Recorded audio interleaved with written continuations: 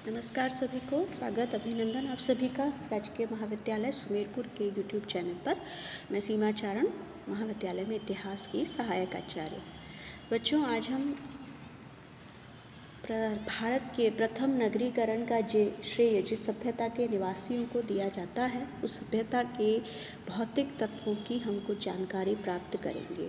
सभ्यता के समाज के बारे में, धर्म के बारे में फर्स्ट ईयर के सेकंड पेपर में उसके वीडियोस डाल चुके हैं। आज हम प्रथम वर्ष के अंतर्गत ही हड़प्पा सभ्यता जो है उसकी नगर योजना के विशेष संदर्भ के साथ साथ आर्थिक जीवन, मोहरे लिपि, इन सभी के बारे में कुछ चर्चा करेंगे। विस्तार के बारे में भी बात करेंगे। बच्चों, जब ब्रिटिश काल में आधुनिक रूप से भारत के इतिहास को जानने के प्रयास पहली बार शुरू हुए, तो ब्रिटिश इतिहासकार भारत में नगरीकरण के तत्व जो है बुद्ध के जन्म के आसपास ही खोजते थे। उससे पहले भी भारत में शहर थे, उसके बारे में वो बिल्कुल ही उदासीन थे, वे मानने को तैयार नहीं थे। अलेक्जेंडर कनिंघम ने 1853 में, जो कि महान उत्खनक थे, एएसआई के अध्यक्ष थे, इन्होंने हड़प्पा की एक मोहर देखी तो उसके महत्व को ये समझ नहीं पाए। बहुत बाद में 1921 में एएसआई यानी भारतीय पुरातात्विक सर्वेक्षण के एक निदेशक थे सर जॉन मार्शल, उनके अधीन दयाराम साहनी ने हड़प्पा नामक स्थल की खुदाई शुरू की। तब जो है संभावना ये जागृत हुई कि भारत में जो है नगरीकरण इससे भी बहुत पहले का है। उसके बाद में उसी समय कह सकते हैं, थोड़े टाइम बाद राखलदास बनर्जी ने मोहनजोदाड़ो की खुदाई की। दोनों के जो मिट्टी के बर्तन और पुरावशेष जब मिले तो हमें एक बहुत अधिक विकसित सभ्यता के बारे में पता चला। आगे चलकर जॉन मार्शल ने मोहनजोदाड़ो की, मार्टिन व्हीलर ने हड़प्पा की वापस से खुदाई की। इस प्रकार हड़प्पा और मोहनजोदाड़ो ये ऐसे स्थल थे जहाँ कांसे का इस्तेमाल होता था। इससे पूर्व मैंने बताया कि जो पहली धातु मनुष्य ने काम में ली वो थी तांबा, और तांबे में टिन मिलाकर के कांसा तैयार होता है, जो कि तांबे से थोड़ा अधिक मजबूत और टिकाऊ होता है। इसी कारण जब कांसे की पता चला तो नगरों का विकसित होना संभव हो गया। अब हम आ जाते हैं इस सभ्यता की नगर योजना पर। आपके सिलेबस में नगर योजना पर हमें थोड़ा ज़्यादा विस्तार से प्राप्त करना है। हड़प्पा संस्कृति की सबसे बड़ी विशेषता थी इसकी नगर योजना की प्रणाली। हड़प्पा और मोहनजोदड़ो और बाकी जो सारे शहर हैं, सिवाय एक धौलावीरा को छोड़ करके बाकी सारे शहर जो हैं वो दो भागों में विभक्त है। शहर का पश्चिमी हिस्सा चबूतरे पर ऊंचा बनाया गया है, जिसे कि हम दुर्ग क्षेत्र या गढ़ी क्षेत्र कहते हैं। ये चारदीवारी से घिरा है। और शहर का निचला हिस्सा, उसे हम नगर क्षेत्र कहते हैं, जहाँ की मध्यम वर्ग के लोग, निम्न वर्ग के लोग संभवतः रहा करते हैं। हड़प्पा, मोहनजोदड़ो, चनहुदड़ो, इन सभी शहरों में दुर्ग हिस्से में शायद शासक वर्ग के लोग, प्रभावशाली लोग, व्यापारी वर्ग के लोग रहा करते होंगे। दुर्ग के बाहर उनमें निम्न स्तर का शहर था, जहाँ ईंटों के बने मकानों में लोग रहा करते थे। इन नगर के भवनों के बारे में सबसे बड़ी चीज़ ये जाल पद्धति पर व्यवस्थित थे, कि जैसे जाल में जो रस्सियाँ हैं वो समकोण पर एक दूसरे को काटती है, वैसे ही सड़कें जो थी एक दूसरे को हमेशा समकोण पर काटती थी। शहर अनेक खंडों में विभक्त था।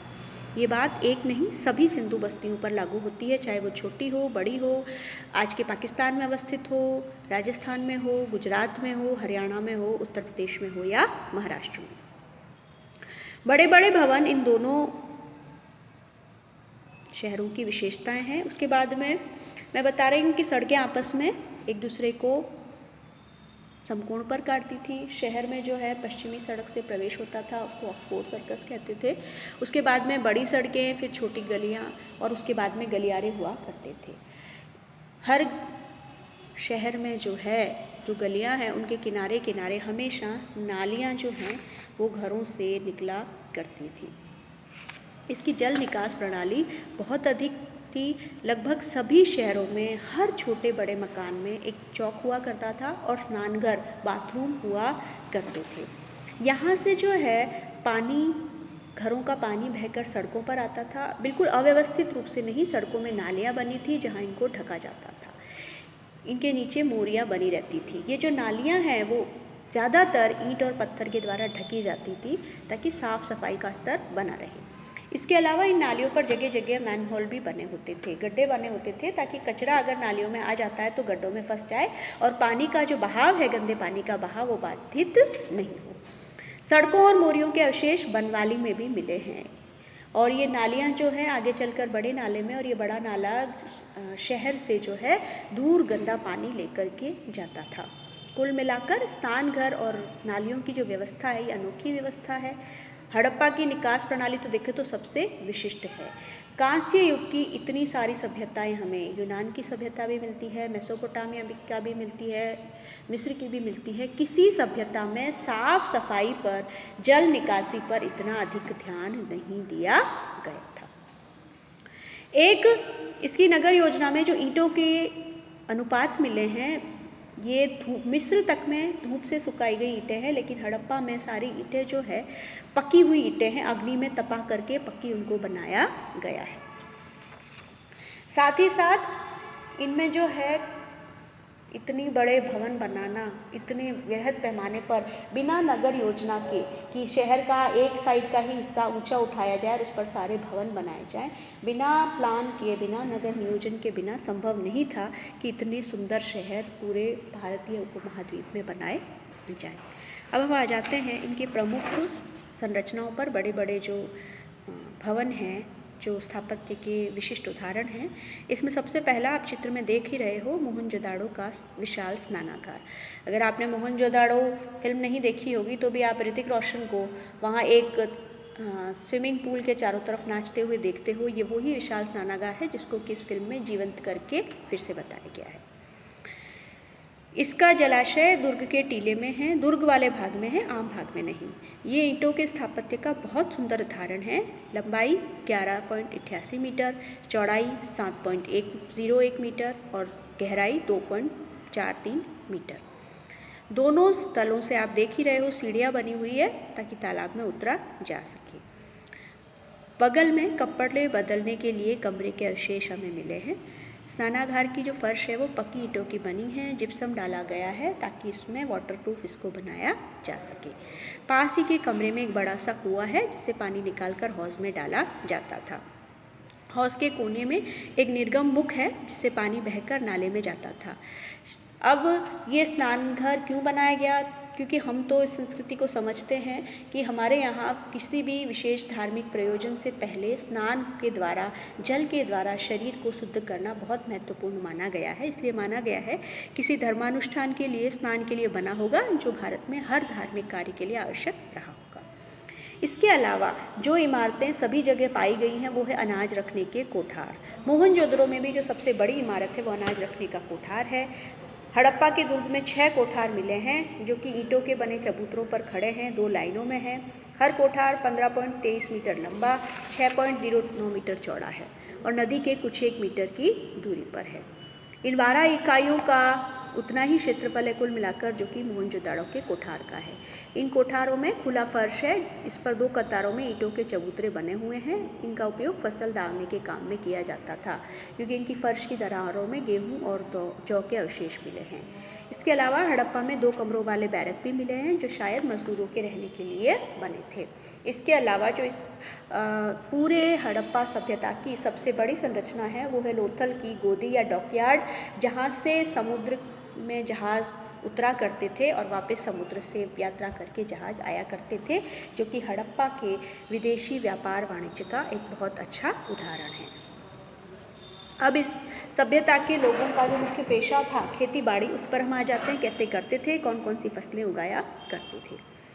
आज की अपेक्षा पहले ज़्यादा बारिश होती थी, इसलिए ये प्रदेश उपजाऊ हुआ करता था। यहाँ बहुत अधिक वनस्पति संपदा थी, बारिश भी बहुत ज़्यादा हुआ करती थी।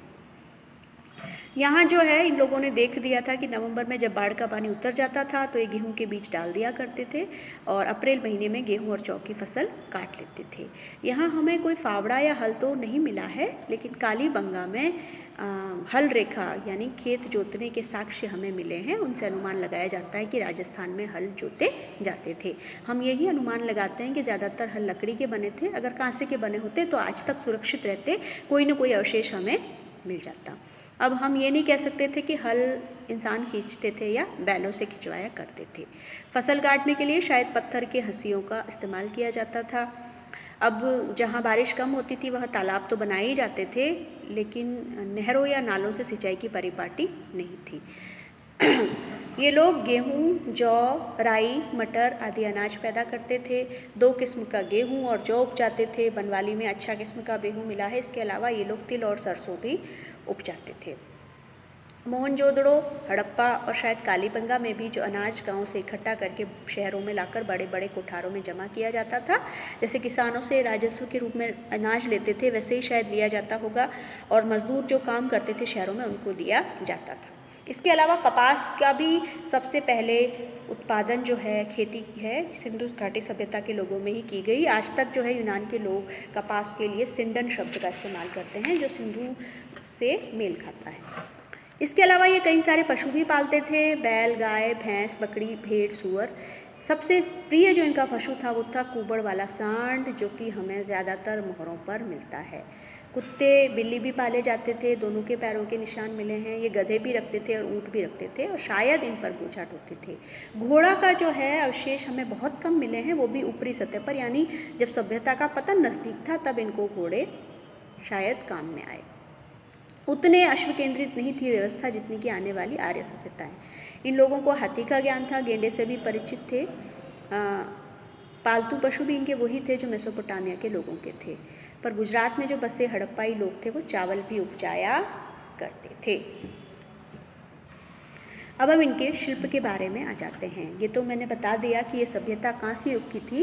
इस संस्कृति के लोग पत्थर के बहुत सारे औजार और उपकरण लेते थे, लेकिन कांसे के निर्माण और उसके प्रयोग से अच्छी तरह परिचित थे। मैंने बताया तांबे में टिन मिलाकर कांसा बनाया जाता है। ना तो कांसा और ना ही टिन, तांबा और टिन दोनों ही इनको आसानी से उपलब्ध नहीं थी। तांबा राजस्थान के खेतड़ी से मंगवाया जाता था, हालांकि बलूचिस्तान से भी हो सकता है मंगवाया जा सके। टिन अफगानिस्तान से मंगवाया जाता था। हड़प्पाई स्थल में कांसे के जो औजार मिले हैं उनमें टिन की मात्रा कम है, लेकिन जो चीज़ें मिली हैं वो कम नहीं हैं। इन वस्तुओं से जितनी कांसे की चीज़ें मिली हैं कि कसेरे जो होते थे कांसे की से विभिन्न वस्तुओं का निर्माण करने वाले, वो समाज में प्रभावशाली रहे होंगे। वे बर्तन बनाते, प्रतिमाएं बनाते, कई तरह के औजार और हथियार भी बनाते थे, जैसे कुल्हाड़ी, आरी, छुरा, बर्छा। हड़प्पाई शहरों में सिर्फ कांसा बनाना ही नहीं, इसके अलावा भी कई सारे शिल्प प्रचलित थे। मोहनजोदड़ो में हमें सूती कपड़े का एक टुकड़ा मिला है जो कई वस्तुओं पर कपड़े की छाप में देखने में काम में आया है। कताई के लिए तकलियाँ मिली हमें जगह जगह। बुनकर ऊनी और सूती दोनों कपड़ा बुनते थे। ईंट जो मैंने बताया कि विशिष्ट उसका नाप था, आप कहीं भी चले जाओ तो ईंट बनाना, क्योंकि पकी हुई ईंटें बनाना, तो ये भी एक महत्वपूर्ण शिल्प होगा। इसके अलावा सुथार तो होंगे ही, जो राजगीर स्थापत्यकार जो बड़े बड़े भवन बनाते होंगे। नाव बनाने का भी काम यहाँ प्रचलित होता है। इसके अलावा मिट्टी की मोहरें बनाना, पुतलियाँ बनाना, ये भी महत्वपूर्ण शिल्प था। स्वर्णकार सोने के, चांदी के आभूषण बनाते थे, उनमें रत्न डाल डाल के। सोना चांदी शायद अफगानिस्तान से और रत्न दक्षिण भारत से मंगवाए जाते थे। ये लोग मणियों के निर्माण में भी निपुण थे। कुम्हार का चाक प्रचलन में था, एक जैसे खूब सारे बर्तन बनाए जाते थे, और मृदभांडों की भी अपनी खास विशेषताएँ थीं। इनके मृदभांड चिकने और चमकीले हुआ करते थे। अब हम आ जाते हैं इनके राजनीतिक संगठन पर। क्योंकि लिखित साक्ष्य जो मोहरें हमें मिली है वो अभी तक पढ़ी नहीं जा सकी हैं, लेकिन इनकी सांस्कृतिक एकता देखो, कहीं भी जाओ नगर नियोजन एक सा है, ईंट का नाप एक सा है, नाप तोल के साधन एक से हैं। इसलिए कोई बड़ी सत्ता के बाद संगठन के बिना, राजनीतिक संगठन के अभाव में ये एक छत्र, एक तरह से एक रूपता जो है वो संभव नहीं थी। शायद मौर्य साम्राज्य से पहले सबसे बड़ी जो राजनीतिक इकाई थी वो यही थी। ये 600 वर्षों तक निरंतर कायम रही। हड़प्पाई स्थल पर हमें कोई मंदिर नहीं मिला है, कोई धार्मिक भवन नहीं मिला है, सिवाय एक मोहनजोदड़ो के स्नानागार के। शायद उसका उपयोग भी नहाने धोने के लिए किया जाता था। इसके अलावा धार्मिक विश्वास और आचार में एक रूपता नहीं है, तो हम पुरोहितों का शासन कहें जैसे मिस्र में होता था, मेसोपोटामिया में होता था, ये मुश्किल है। उत्तरी हड़प्पाई अवस्था में अग्नि पूजा की परंपरा थी, लेकिन उसके लिए मंदिर काम में नहीं लिए जाते थे। ये जो है हड़प्पाई शासकों का ध्यान विजय की ओर नहीं था, व्यापार वाणिज्य की तरफ था। कौन शासक थे? पुरोहित पुजारी वर्ग के लोग थे या राजा महाराजा हुआ करते थे या व्यापारी थे, ये कुछ नहीं कह सकते। हाँ, लेकिन उन्होंने एक राजनीतिक सत्ता तो अवश्य रही होगी जिसने इतने बड़े क्षेत्र में साम्राज्य स्थापित करके एक रूप शासन का प्रयास किया होगा। अब अगला हम आ जाते हैं हड़प्पाई लिपि के बारे में। हड़प्पाई लोगों ने भी लेखन कला का आविष्कार कर लिया था। सबसे पुराना नमूना 1853 में मिला, मैंने बताया अलेक्जेंडर कनिंघम को। 1923 तक पूरी लिपि प्रकाश में आ गई, लेकिन दुर्भाग्यवश अभी तक ये लिपि हम पढ़ नहीं सके हैं। कुछ लोग इसे द्रविड़ या आर्द्र द्रविड़ कहते हैं, कुछ संस्कृत, कुछ सुमेरी, लेकिन कोई भी उत्तर संतोषप्रद नहीं है। अब इसकी कुछ विशेषताएं बता देती हूँ। पत्थर की मोहरों पर और अन्य वस्तुओं पर 4000 से ज़्यादा नमूने मिले हैं। अभिलेख लंबे लंबे नहीं हैं उतने जितने मिस्र और मेसोपोटामिया के, और ज़्यादातर अभिलेख मोहरों पर हैं। इसमें 1, 2 ही 4 शब्द हैं। मोहरें जो है, जो पैसे वाले लोग हैं अपनी संपत्ति चिन्हित करने के लिए करते होंगे। इस लिपि में कुल मिलाकर 250 से 400 तक पिक्टोग्राफ, चित्राक्षर यानी एक अक्षर को चित्र के द्वारा अंकित करना मिलते हैं। कुछ उदाहरण आप देख ही रहे हैं। हड़प्पा लिपि वर्णनात्मक नहीं बल्कि चित्रलेखात्मक है। और सबसे बड़ी चीज़ ये जो है, दाएं से बाएं, राइट से लेफ्ट हम जैसा लिखते हैं उसके बिल्कुल उल्टा लिखी जाती थी। ये जो है सिंधु प्रदेश का विशुद्ध आविष्कार था, ना तो मिस्र का ना मेसोपोटामिया का इसके ऊपर कोई प्रभाव नहीं था, ना ही इससे कोई संबंध था। इसके अलावा नापतोल पर भी आ जाते हैं। व्यापार के आदान प्रदान के लिए मापतोल की आवश्यकता हुई। हमें बाट कई सारे मिले हैं। तोल जो है 16 में होता था, जैसे 16, 64, 160, 320। हमारे भारत में भी अभी तक कुछ समय तक ही हम 1 रुपये जो है 16 आने से कहते थे, यानी परंपरा हड़प्पा सभ्यता से चली आ रही है। हड़प्पाई लोग मापना भी जाने जाते थे। कई डंडे पाए गए जिन पर नाप के निशान हैं। एक डंडा कांसे का भी है। अब हम आ जाते हैं इनके व्यापार वाणिज्य पर। मैंने कांसे का तो बता दिया कि ना तो टिन ना ही तांबा इनको आसानी से उपलब्ध था, तो इनकी संस्कृति में व्यापार का बड़ा महत्व था। मोहनजोदड़ो, लोथल में अनाज के बड़े बड़े कोठार पाए गए हैं। इसके अलावा खूब सारी मिट्टी की मोहरें, एक रूप लिपि और जो मापतोल हैं वो व्यापार वाणिज्य के साक्ष्य देते हैं। हड़प्पाई लोग सिंधु सभ्यता क्षेत्र के अंदर पत्थर, धातु, हड्डी का व्यापार करते थे। लेकिन जो ये चीज़ें बना रहे हैं, जैसे मनकेबी बना रहे हैं, सोने चांदी की चीज़ें बना रहे हैं, कांसे की चीज़ें बना रहे हैं, उनके लिए कच्चा माल इनके पास उपलब्ध नहीं था। ये धातु के सिक्कों का प्रयोग नहीं करते थे। मुझे लगता है बार्टर सिस्टम, आदान प्रदान के द्वारा ही सारा व्यापार हुआ करता था।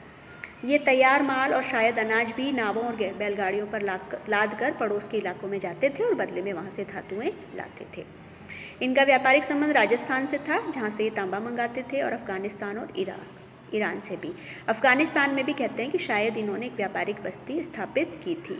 बहुत सी हड़प्पाई मोहरें हमें मेसोपोटामिया से मिली है, यानी मेसोपोटामिया जो कि आज का इराक, ईरान देश है, जहाँ पर वहाँ तक हमारे व्यापारिक संबंध कायम थे। हड़प्पाई लोगों ने लाजवर्द मणि का सुदूर व्यापार चलाया था। इस मणि से शासक वर्ग की प्रतिष्ठा जरूर बढ़ती होगी। अब मैं मेसोपोटामिया के अभिलेख में बार बार मेलुहा शब्द का उल्लेख आता है। मेलुहा शब्द का साम्य जो है हम सिंधु से स्थापित करते हैं। दिलमुन और मकन जो है बीच में 2 मीडिएटर मिलते हैं। दिलमुन जो है वो बहरीन है, और मेलुहा के बारे में कहा जाता है कि हाजा पक्षी, मोर जैसा पक्षी, इसको उगते सूर्य और हाथियों का देश बताया गया है। तो मेसोपोटामिया तक इनके व्यापारिक संबंध कायम थे। मेसोपोटामिया में कई हड़प्पाई मोहरें मिली है। लोथल की गोदी भी व्यापार वाणिज्य का साक्ष्य देती है, और लोथल से बेलनाकार मोहरें मिली है, कालीबंगा से भी, जो कि मेसोपोटामिया की मोहरें थी। तो मेसोपोटामिया से, राजस्थान से, अफगानिस्तान से हड़प्पाई लोगों ने व्यापारिक संबंध कायम करके रखे थे। अब हड़प्पा सभ्यता की एक मुख्य देन इसकी मोहरें, इसके बारे में अगर हम चर्चा नहीं करें तो बात अधूरी रह जाएगी। इनकी सर्वोत्तम कलाकृतियाँ हैं। ये हमें लगभग 2000 के आसपास प्राप्त हुई हैं। मोहरें ज़्यादातर सैल खड़ी की बनी हैं। इनमें किसी जानवर का चित्र अधिकांश होता था, और साथ ही साथ कई सारी आकृतियाँ उकेरी जाती थी। ज़्यादातर जो सबसे अधिक जिस जानवर का चित्र इन मोहरों पर पाया गया है वो है एक श्रृंगी वृषभ या एक सींग वाला बैल, जो कि आज भी हम बहुत पवित्र मानते हैं हमारे समाज में।